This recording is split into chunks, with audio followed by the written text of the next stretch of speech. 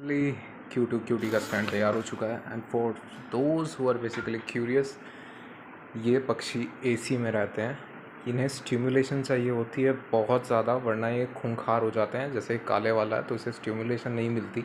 ये देखो तुम, स्टिमुलेशन के लिए क्या करना चाहिए कि नॉर्मली चुई रबर हो जाती है, इनका फूड हो जाता है, वाटर हो जाता है, साथ में एक छुपने की नेस्टिंग की प्लेस हो जाती है, लटकने के लिए जगहें हो जाती हैं, बैठने के लिए स्टैंड हो जाता है।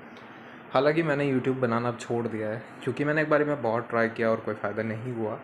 तो मैंने फाइनली, कहते हैं ना, एक हताश होकर आदमी चिड़िया पाल लेता है और अपने काम में मशरूफ़ हो गया। That's best thing I did in my life, right. कुछ नहीं है भाई, यूट्यूब बनाते रहो तुम। ये देखो तुम कितने मज़े में है। अब ये अपने पास आती है, लेकिन ये बहुत ही खूंखार आदमी है। ये this is basically a angry man. अगर मैंने, ये देखो, इसने कल ही काटा है मुझे, और बहुत बुरी तरह से काटा है। मुझे भी काटा है, मेरे भाई को भी काटा है, एक पड़ोस के बच्चे को भी काट लिया। और भाई ये इतना ख़तरनाक हो चुका है ना फ़िलहाल। ये मतलब मैं इसे स्टैंड पे से थोड़ी देर के लिए उतारता हूँ। ज़्यादातर क्यूटी के साथ खेलते हैं, क्योंकि क्यूटी इतना परेशान नहीं करती, काटती नहीं है, पास भी आ जाती है, टेम है एक तरह से। पर ये जो हरामी है ना, ये काटता है। इसीलिए समझाना पड़ता है बच्चों को कि yellow is good, black is not good, है ना। रेसिज्म चल रहा है यहाँ पे पूरा। पर इनका छोटा सा स्टैंड बिल्कुल मेरे पास में। नॉर्मली ये एसी में रहते हैं।